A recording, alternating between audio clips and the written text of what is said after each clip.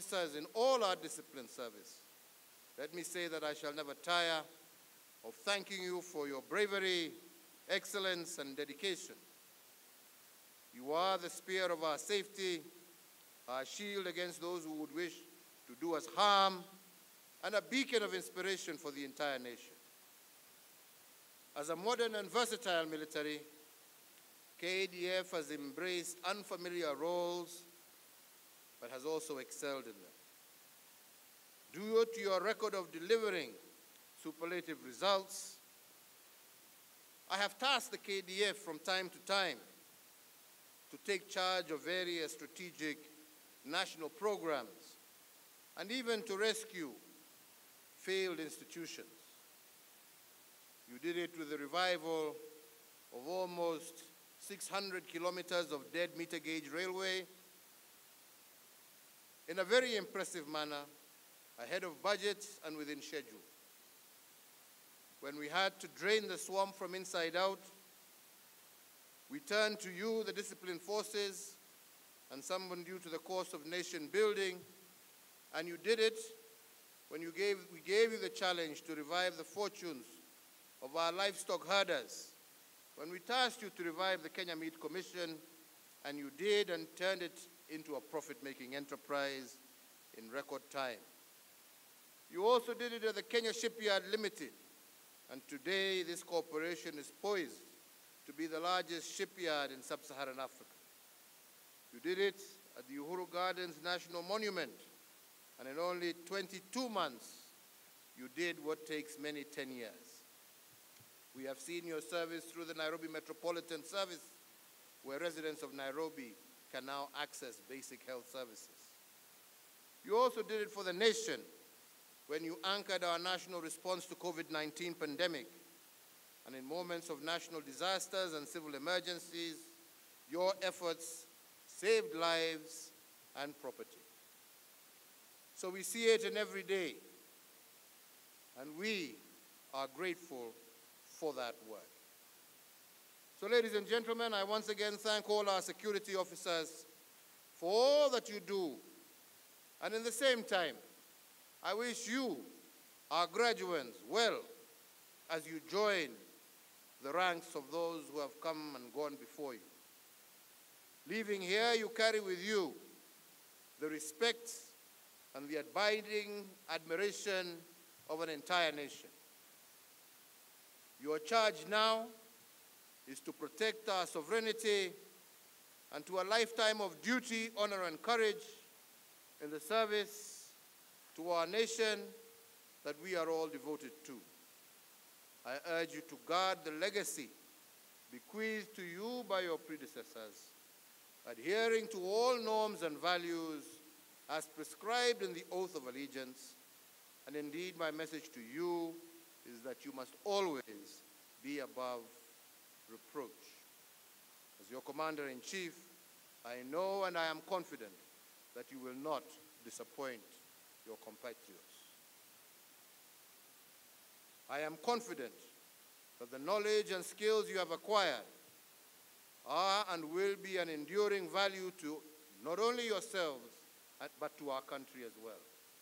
And may this ceremony today mark the beginning of a distinguished military career as you report to your respective services, formations, and units in the service of Kenya. To the Defense Forces leadership, the Commandant of the school, all officers and service members in the Recruits Training School, once again we salute you for the commendable work whose fruits we see before us today. I also extend our gratitude to the parents and guardians of these recruits passing out today. An entire nation shares in the joy of your sons and daughters answering to the call of service. Nasema Mungu awabariki, Mungu awalinde, mukiendelea kutekeleza kazi ya kulinda nchi yetu. Mungu awaongoze na aweke vyema. Tuwatakia nyote kila laheri. Asanteni sana.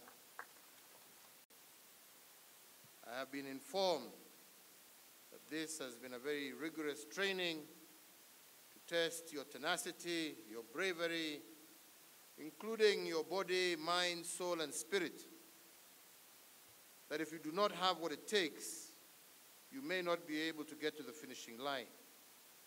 So for this reason, each one of you is deserving a hearty congratulations, not just from myself and your families, but from all Kenyans in general. Let me also register my appreciation to the CDF, service commanders, and all officers serving in senior ranks of our military for also being outstanding stewards of the proud tradition of our defense forces, and I congratulate all of them for a job well done. Today, I will apply myself to only 4 key messages, and 3 of these go to you, the graduates. I want to speak to you because our great nation is a nation of young people, but it is also a nation of believers. Firstly, Kenya is a nation of believers in God, in duty, courage, and honor. As we admit you to the ranks of the custodians of our sovereignty and our way of life, those 4 ingredients should guide your every action. Secondly, your pass out elevates you into a place of esteem in our society.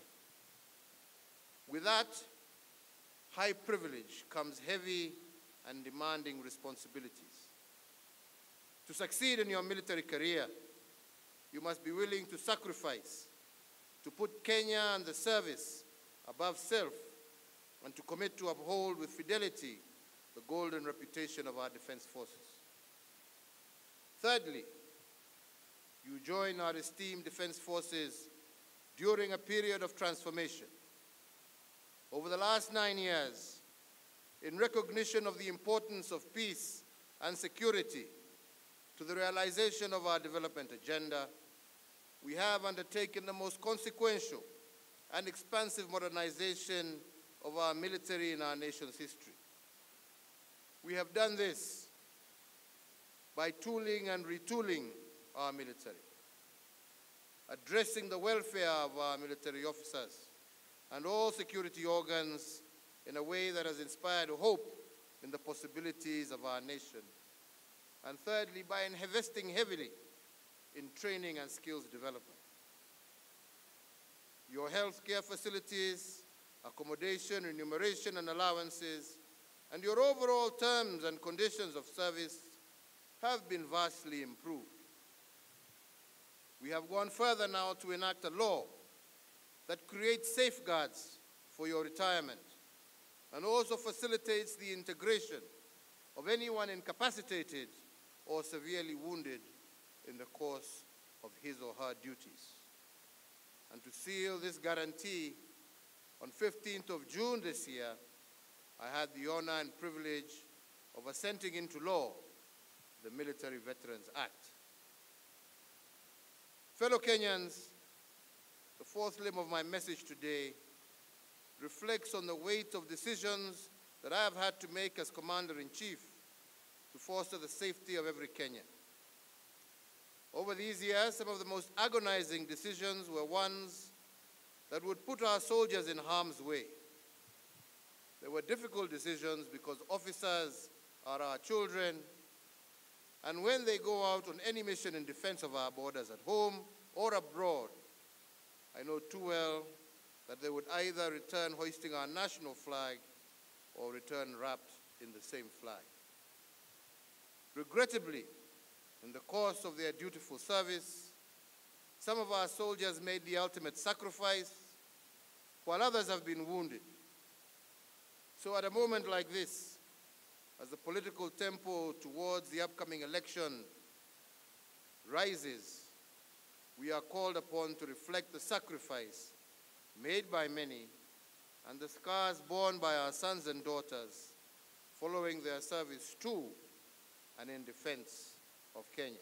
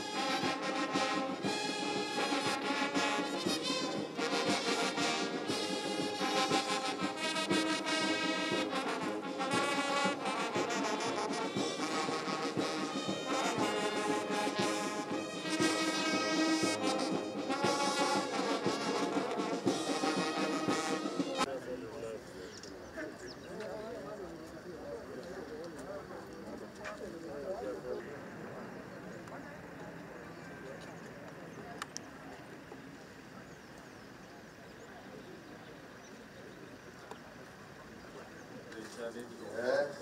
Wonderful, madam. Well done, well done, well done. Hongera sana. Congratulations, ladies. Well done.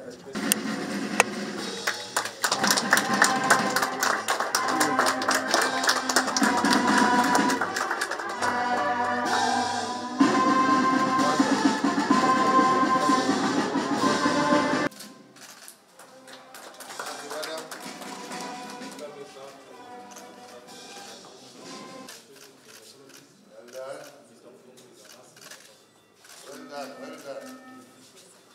It is an integrated health management system to integrate all the programs in the hospital, capture B and B, access from the other hospitals.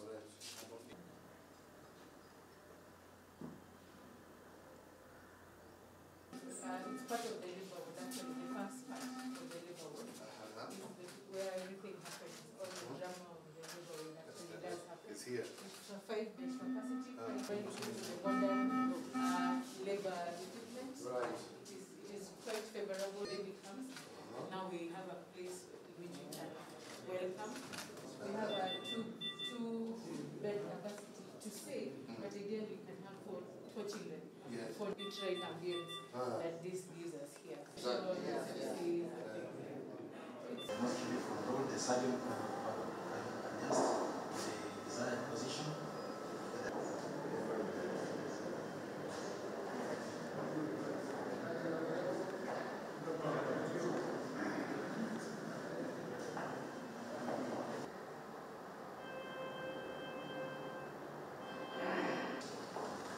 So this is the receiving area. Patients are reviewed again by the anesthetist and chill the beds down. And if you want to do a procedure like orthopedic surgery, you can detach this bit of it is detachable. You attach this. With your difficulties, you can share it in a colleague elsewhere. Yes. Integrated hospital very system. Get guided and you proceed with it. In some areas they are very narrow. This one is okay To magnify and then you. Exactly. Yes. Yes. Well done. From the first one to now, how many people have you treated?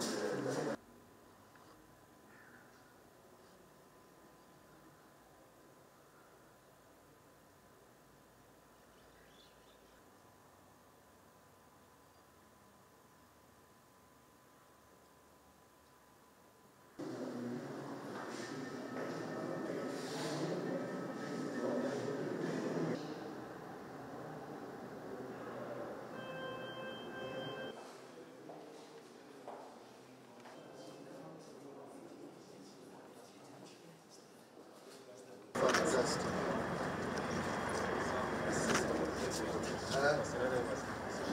How are you?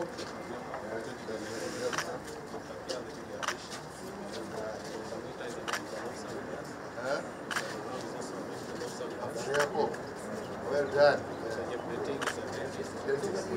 Excellent.